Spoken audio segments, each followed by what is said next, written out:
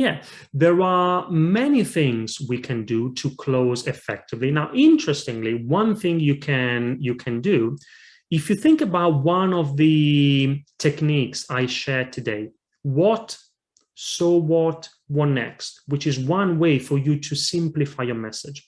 Now, as an exercise, I encourage everybody to think about your next presentation, and this is something that we do with our clients. You create a 70-word paragraph following that format. So what the audience needs to take away from your presentation. So what? So you tell them why this is important to them, why they should care about it, and then what next?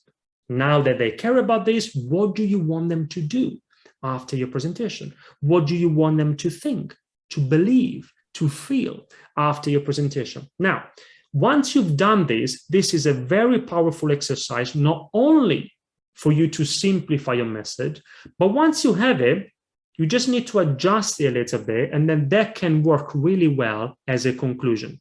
What next is very powerful for a conclusion. There are many other things, many other options. I'll give you just one more. Sometimes it's very powerful if at the end you go back to the beginning.